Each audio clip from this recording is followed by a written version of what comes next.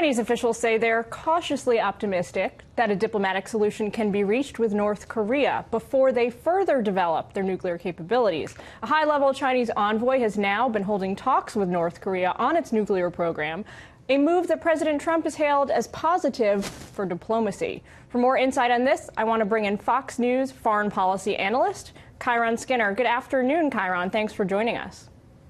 Thanks for inviting me. So, big picture here. Do you think that the president's Asia tour helped America's standing on the global stage or hurt it, or do we come out sort of neutral? I'm of two minds. I believe that the diplomatic offensive that the president's been on in 2017 that ultimately culminated in the Asia trip has had a huge impact on America's standing in the world because his message has been consistent.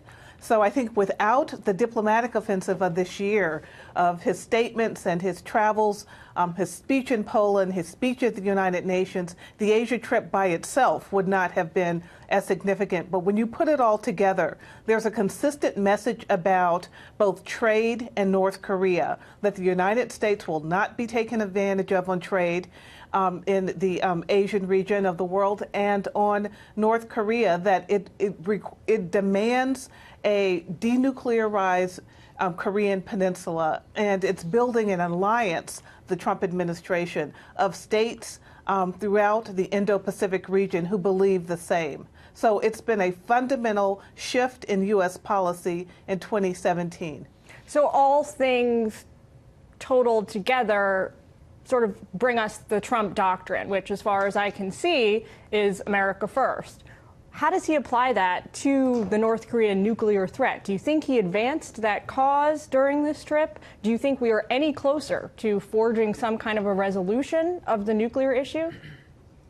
That's an excellent question, and he really tested the America First idea in his two-week tour of Asia. And the way he has described it, it is a doctrine that's committed to putting America's interests first, not those of multilateral agreements or transnational actors or bureaucrats in Belgium, but the interest of the United States. But at the same time, he's encouraged other nations to put their interests first, and then coming together, finding the capacity for mutual agreement around shared values. That's a very different approach than prior Democratic and Republican administrations that have relied on international fora to help decide on what the interests of nations are.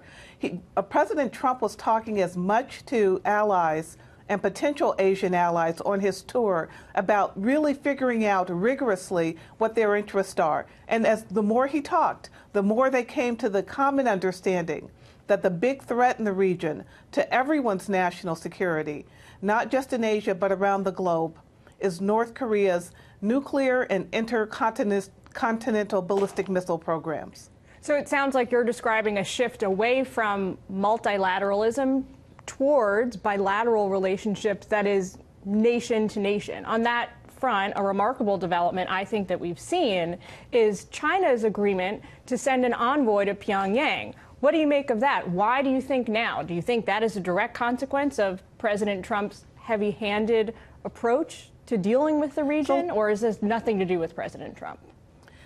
So just let me take this in two parts. Your first point about a shift away from multilateralism, I think there's a combination of both bilateral activities and agreements and understandings and multilateral activities. Both happened in the context of the Asia trip. On the bilateral side, the president was just amazingly aggressive in going nation by nation, doing the hard work of talking with partners about the threats that they commonly face. On the multilateral side, you know, the concept, the Quad, the four nations, the United States, Australia, India, and Japan, having talks among that group about the common threats and how they may coordinate as a counter to China. So I think there are elements of both in what the United States is doing now.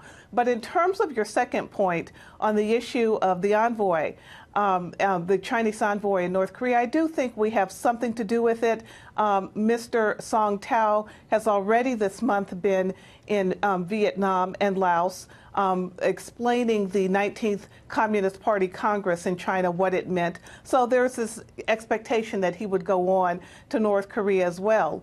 But I think the tenor and the conversation has been influenced by the way in which President Trump clarifies, both in his Asia tour and throughout the year, the problem of North Korea, and that the only pathway forward for peace and stability in Northeast Asia is to have a denuclearized North Korea.